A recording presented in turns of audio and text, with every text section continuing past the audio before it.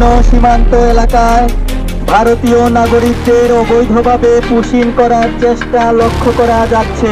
একদিকে রাতের অন্ধকারে বাংলাদেশের সীমান্তগুলোতে দলে দলে মানুষ ঠেলে দিচ্ছে ভারত, আর অন্যদিকে স্বাধীন বাংলাদেশের মাটিতে দেশের একেবারে ভেতরে তৈরি হচ্ছে 40 কোটি টাকা ব্যয়ে 81 ফুট উঁচু বিশাল এক রাম মূর্তি।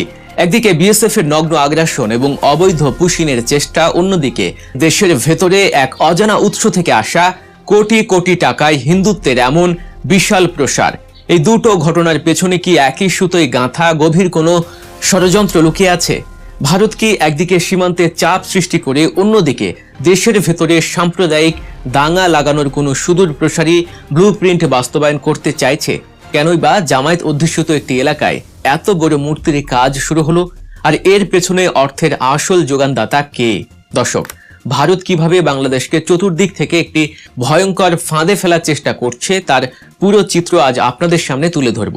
পুরো বিষয়টি বুঝতে এবং এই ষড়যন্ত্রের জাল ছিন্ন করতে ভিডিওটি না টেনে একদম শেষ পর্যন্ত দেখার সামাজিক যোগাযোগ মাধ্যম থেকে শুরু করে মূলধারার গণমাধ্যম সবখানেই এখন তোলপাড় করা খবর হলো ভারতীয় পুশিন। গত কয়েকদিনে বাংলাদেশের মেহেরপুর, ঠাকুরগাঁও, পঞ্চগড়, চাঁপাইনবাবগঞ্জ, নওগাঁ এবং লালমনিরহাট সহ উত্তরের প্রায় প্রতিটি সীমান্তে ভারত একের পর এক পুশিনের ঘটনা ঘটিয়ে চলেছে। গভীর রাতে বা ভোরে বিএসএফের কড়া পাহারায় নারী শিশুসহ দলে দলে 10 থেকে 22 জন বা কখনো কখনো 18-20 জন মানুষকে জিরো লাইনে ঠেলে দেওয়া হচ্ছে। কাঁটা তাদের বেড়া খুলে এই মানুষগুলোকে বাংলাদেশের ভেতরে ঢোকার জন্য বাধ্য করা হচ্ছে।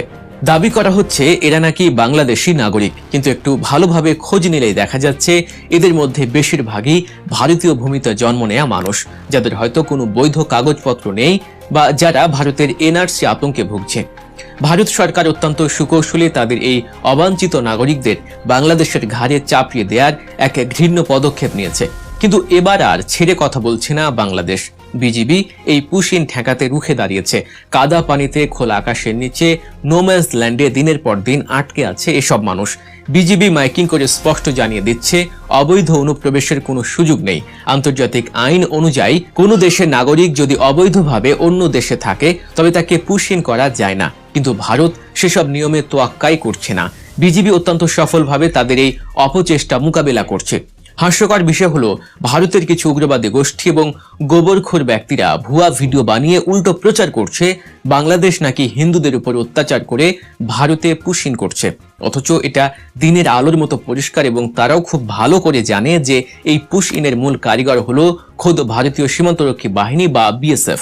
আন্তর্জাতিক সম্প্রদায়ের কাছে রাজনৈতিক ফায়দা লুটতে এবং বাংলাদেশের ভাবমূর্তি ক্ষুণ্ণ করতেই তারা এই অপতৎপরতা ও নির্লজ্জ মিথ্যাচার ছড়াচ্ছে।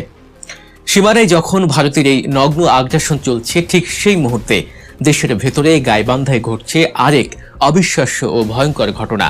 ভারতের মাটিতে যেখানে ধর্মনিরপেক্ষতার নামে এতদিন মুসলমানদের কচু কাটা করা হচ্ছে, কোরবানির ঈদে প্রকাশ্যে গরু জবাই করতে দেয়া হচ্ছে না, যেখানে গরুর মাংস ফ্রিজে রাখার অপরাধে বা সন্দেহের বশে মুসলিম যুবকদের পিটিয়ে হত্যা করা হচ্ছে, চোখের সামনে শত শত বছরের পুরনো ঐতিহাসিক সব মসজিদ ভেঙে সেখানে জোরপূর্বক মন্দির নির্মাণ করা হচ্ছে, সেখানে এই স্বাধীন বাংলাদেশের মাটিতে ঠিক কি ঘটছে?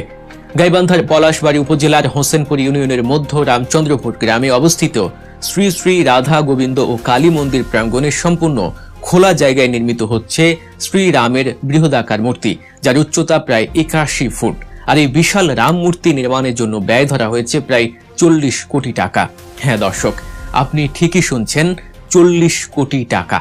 এ নিয়ে এখন বাংলাদেশের সোশ্যাল মিডিয়ায় রীতিমতো ঝড় উঠেছে। সাধারণ মুসলিম সমাজ ও সচেতন নাগরিকরা প্রশ্ন তুলছেন।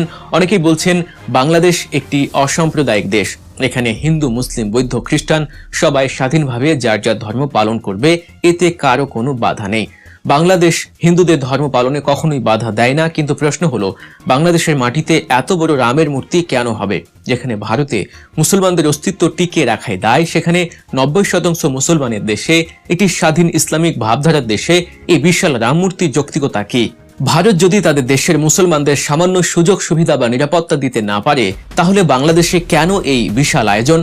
সবচেয়ে বড় বিতর্কে জন্ম দিয়েছে এই মূর্তির অবস্থান এবং বিশালতা। ধর্মীয় উপাসনালয় বা মন্দিরের ভেতরে মূর্তি স্থাপন করলে হয়তো এত প্রশ্ন উঠত না, কিন্তু একেবারে খোলা স্থানে, রাস্তার পাশে, যেখানে মুসলমানদের চলাচলের পথ, মসজিদের দিকে যাওয়ার পথ, সেখানে এত বড় মূর্তি নির্মাণের উদ্দেশ্য কি? ভাইরাল হওয়া ভিডিওতে দেখা গেছে একজন ইসলামী বক্তা এর তীব্র প্রতিবাদ জানাচ্ছেন। তিনি স্পষ্ট ভাষায় বলেছেন যে রাস্তা দিয়ে মুসলমানরা মসজিদে নামাজ পড়তে যায়, সেখানে এই বিশাল মূর্তি বানিয়ে মুসলমানদের পথ অবরুদ্ধ করা হচ্ছে। তিনি এটিকে ভারতের নরেন্দ্র মোদী সরকার এবং উগ্রবাদী নেতাদের একটি গভীর চক্রান্ত হিসেবে আখ্যা দিয়েছেন। ওই ইসলামী স্কলার মাননীয় সরকার ও প্রশাসনের কাছে বিনীত অনুরোধ জানিয়ে 24 ঘন্টার একটি আলটিমেটাম দিয়েছেন। তিনি হুঁশিয়ারি দিয়ে উচ্চারণ করে বলেছেন, যদি 24 ঘন্টার মধ্যে এই মূর্তি নির্মাণ কাজ বন্ধ করা না হয়, তবে ঢাকা থেকে লক্ষ লক্ষ তৌহিদি জনতা গাইবান্ধার পলাশবাড়ির উদ্দেশ্যে লং মার্চ করবে এবং এই মূর্তি গুঁড়িয়ে দেবে। তিনি স্পষ্ট বলেছেন, বাংলাদেশের বুকে এমন কোনো স্থাপনা হতে দেয়া হবে না যা এই দেশের শান্তি শৃঙ্খলা বিনষ্ট করে দেশকে ধ্বংসের মুখে ঠেলে দেয়। এখন আসুন সবচেয়ে গুরুত্বপূর্ণ এবং রহস্যময় প্রশ্নটিতে। এই যে এত বড় রাম মন্দির বা রামের মূর্তির ন্যায় স্থাপনা তৈরি হচ্ছে, এর জন্য 40 কোটি টাকা কোথা থেকে আসলো? এত বিশাল টাকার উৎসই বাকি। জানা গেছে এই মন্দির কমপ্লেক্স এবং মূর্তি প্রতিষ্ঠার উদ্যোগ নিয়েছেন শ্রী হরিদাস বাবু নামের এক ব্যক্তি। কিন্তু একজন সাধারণ ব্যক্তি কিভাবে এত কোটি টাকা ব্যয়ে এই বিশাল মূর্তি বানাতে পারেন? এ নিয়ে জনমনে তীব্র সন্দেহ ও মাথা ব্যথারও সৃষ্টি হয়েছে। তাহলে কি ধরে নেব যে এই 81 ফুট উচ্চতা রাম মূর্তি তৈরিতে ভারত সরাসরি অর্থায়ন করছে? যদি তাই হয় তবে কেন ভারত বাংলাদেশের ভেতরে এত টাকা খরচ করে রাম মূর্তি বানাবে? বিশ্লেষকরা বলছেন এর পেছনে রয়েছে ভারতের এক সুগভীর ও সুদূর প্রসারী কূটচাল। একটু খেয়াল করুন, গাইবান্ধা জেলাটি ঐতিহাসিকভাবে জামায়াত অধ্যুষিত এবং রক্ষণশীল মুসলিম জনপদ হিসেবে পরিচিত।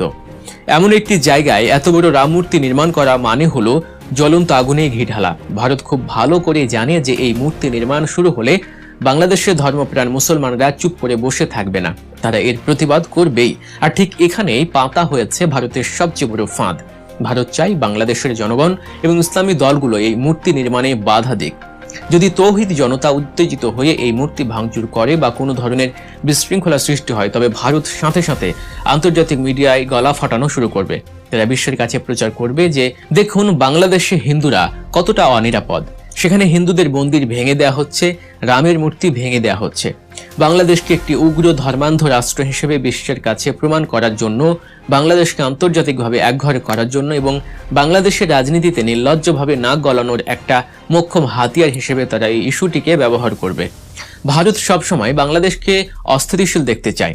একদিকে সীমান্তে পুশ ইনের মাধ্যমে বিজিবিকে ব্যতিব্যস্ত রাখা, অন্যদিকে দেশের ভেতরে সুকৌশলে কোটি কোটি টাকা ঢুকিয়ে সাম্প্রদায়িক উস্কানি দিয়ে দাঙ্গা লাগানোর ঘৃণ্য চেষ্টা চলছে। এটি নিছক কোনো কাকতালীয় ঘটনা নয় দর্শক। ভারতের এই দ্বিমুখী নীতি এবং বাংলাদেশের ভেতরের বিশাল রামমূর্তি নির্মাণের পেছনে যে ষড়যন্ত্র চলছে সে সম্পর্কে আপনার ব্যক্তিগত মতামত কি? আপনি কি মনে করেন এটি ভারতের একটি সাজানো নাটক? আপনার মূল্যবান মতামত অবশ্যই আমাদের কমেন্টের ঘরে লিখে জানাবেন। এমন আরও বিশ্লেষণমূলক ভিডিও সবার আগে পেতে চ্যানেলটি সাবস্ক্রাইব করে পাশে থাকা বেল আইকনটি বাজিয়ে দিন। দেখা হচ্ছে পরবর্তী ভিডিওতে। আল্লাহ হাফেজ।